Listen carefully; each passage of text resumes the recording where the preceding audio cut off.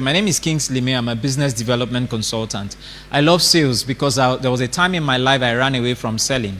But then when I encountered sales, sales changed my life. Sales and marketing is the only career that you can define how much you want to make per time. It's the only career that makes you nearly indispensable in an organization. I did not say you are indispensable.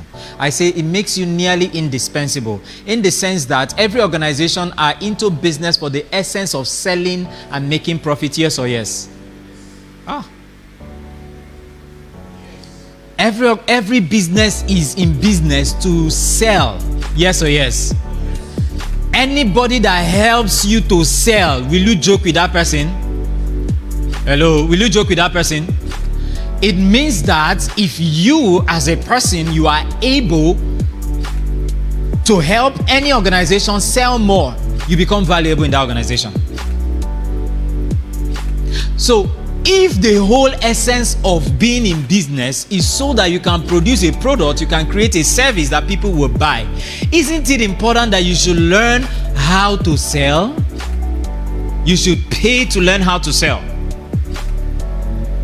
You're doing akara. I remember you how many years ago when I met you some time ago. When you introduced us, that's this guy. I just hope that between that time and now you've improved. When I say improve, I'm talking about your customer base. You should have like 4 or 5 states that are buying your products. I know some faces here, and I will meet you next year. I'm going to ask you between last year and now, between now and next year, what's been the improvement? You know, my younger brother saw when they posted my picture of me being here to speak. And the first thing he said, I remember when you used to trek to come for this event. I trekked from Dube to Stadium Road to attend Marketplace Apostle Iceberg.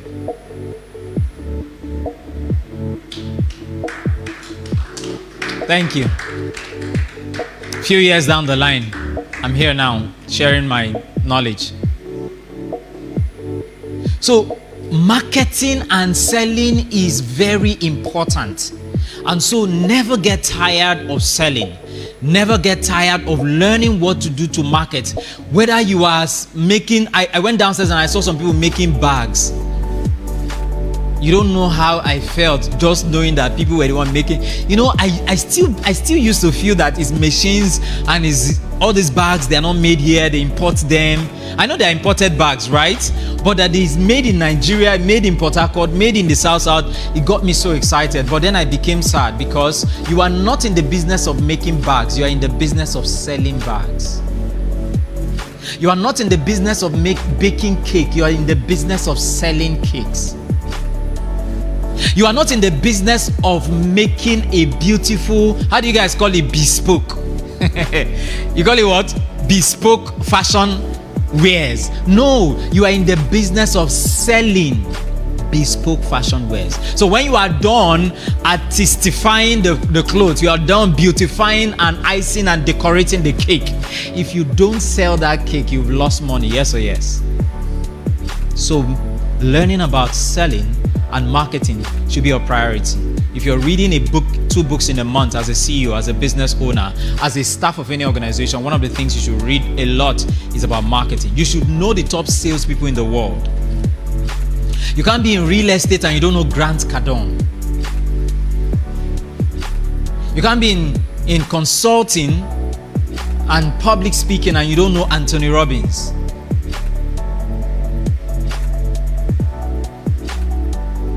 Okay, so I'm going to share a few things here because, we're just going to be answering a lot of your questions. I want to share, there are 7, I like teaching sales from the persuasive perspective, from psychology perspective.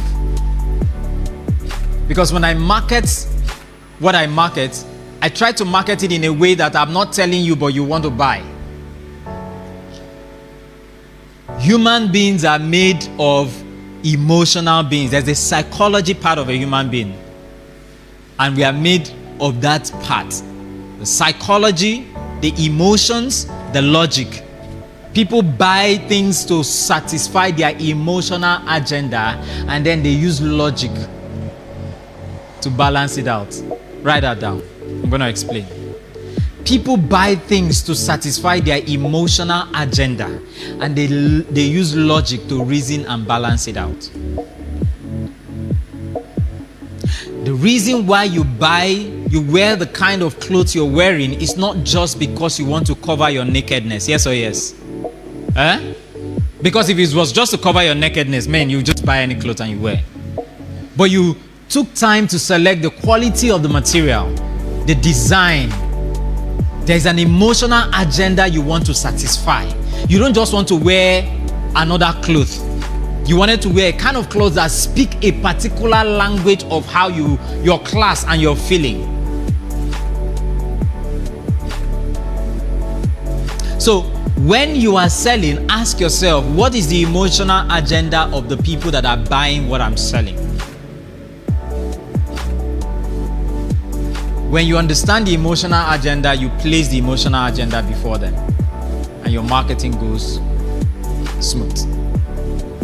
I'm going to share testimonies from 7 persuasive tactics, but I'm not going to talk about the 7. I'm just going to randomly pick a few, and then we sit down and we answer questions.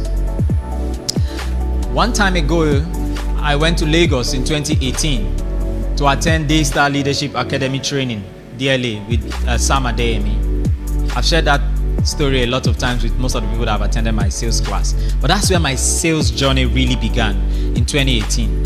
I'm one person that I can bribe you so you don't put me in the marketing team. I can become your houseboy, like I can serve you. So I was scared of marketing. I didn't like sales. Like I can dodge everything in the organization.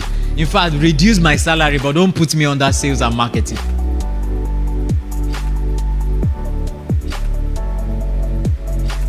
Why? Fear is the absence of knowledge. Write that down. Fear is the absence of knowledge. Whatever you are afraid of is a pointer to the fact that you have little or no knowledge about that thing. If you're like me that don't know how to drive, if they give you a car and say go drive, you'll be scared at the first place, right? Why are you afraid? You don't know how to drive. But if you know how to drive and they give you a car key, before they will say, Jack, you're gone. Yes or yes? Especially if it's the latest Benz. The reason why you are afraid of selling is because you have little or no knowledge about sales. Is it making sense now? So how do you cure the fear of rejection? Is to study and to learn from people who are making constant sales, how they are doing it.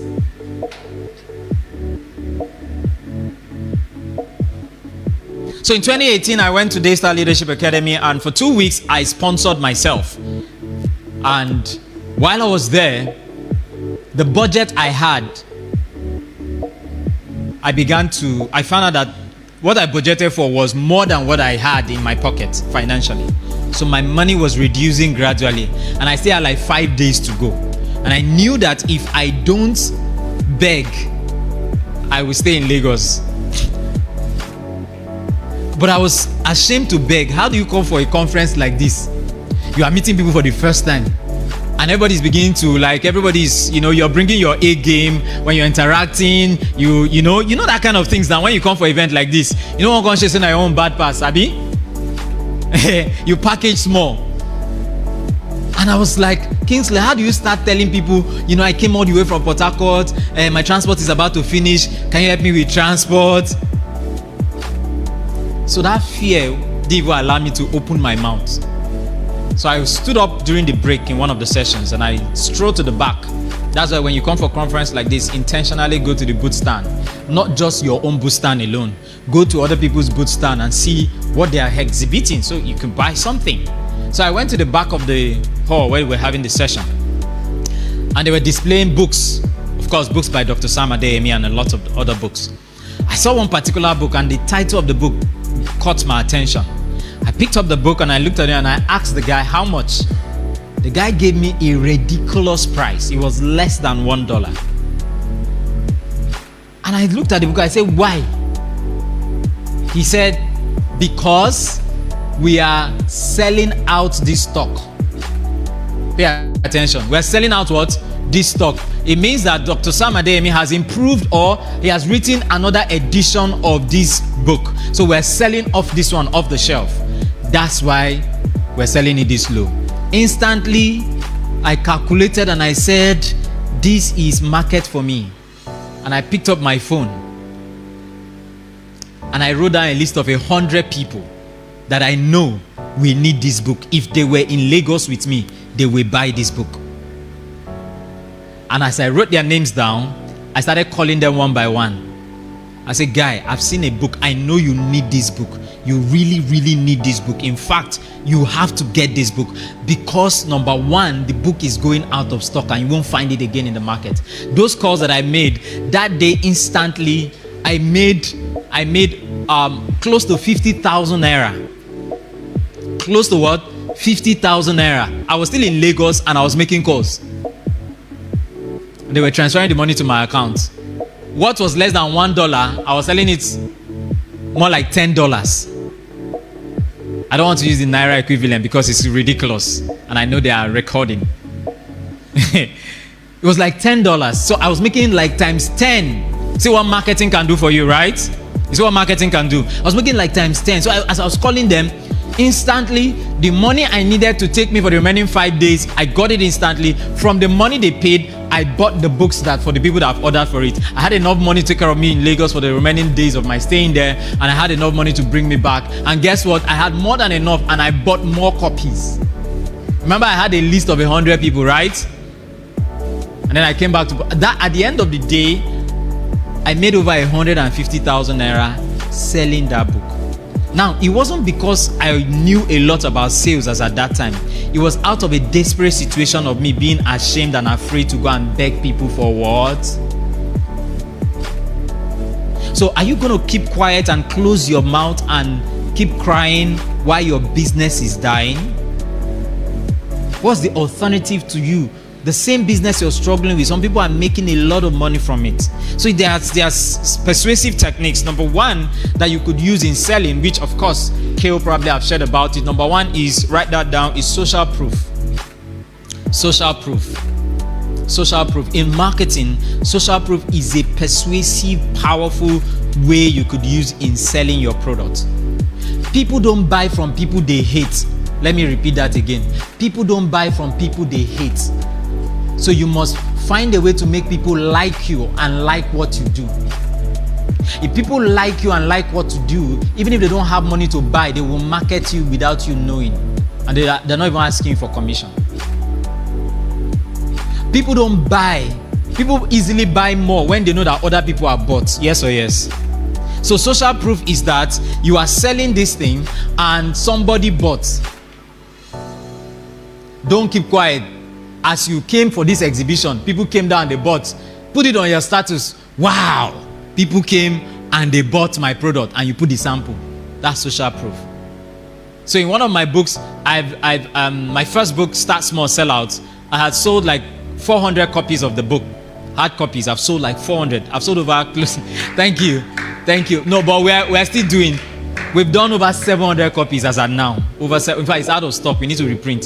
So when I sold like 400 copies, I went on Facebook and I typed very long, compelling content. And I said, it's so beautiful to know that a simple experience can be packaged into a product that can help other small businesses start and grow their journey. I'm excited by the amazing testimonies and the reviews that my book has gone. No wonder we have sold over 400 copies.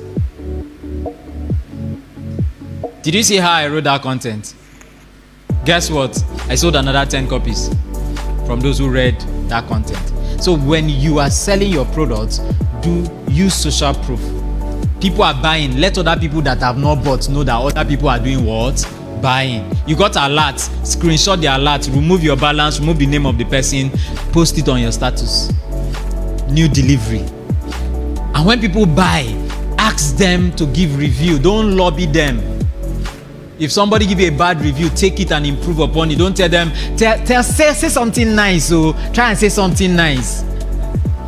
It's good you want something nice, but if they give you terrible review, it's to improve your business. I hear what I'm saying now. Of course, when they give you terrible review, it's not all of them you post the good one, right? Take reviews and share it. That's social proof. When people use your product and they know that your product works and they talk about it, take that their testimony and share and talk about it. I have used that and it has worked tremendously in my business. I do coaching and consulting. And last week, I got 2 clients who are in my coaching program. And I just took a screenshot of our virtual session and I put it on my status and I said, I'm excited to start a new journey with these young people who are starting their own business, and we're doing a coaching sessions. I know that when we're done, the least they are going to make is 250,000 naira a month, and that's what my business coaching session does. You know, you do least you do is 250,000 naira a month if you are committed to doing the things I'm going to be sharing with you, because I've been in consulting and training for over 7 years. Right? I've worked in several companies, so I have experience. And just posting that on my status, I got 2 new clients. So they just DM me, sir, how much I want to also join the coaching program. Somebody say social proof. Say social proof. So when people buy your products, tell them, can we take pictures together? Would you give me permission to just talk about it? You know, some people don't know that this product is beautiful. Your buying it is giving a lot of them confidence too. In fact, for allowing us to take pictures together, we could give you a 10% discount when you buy the next one.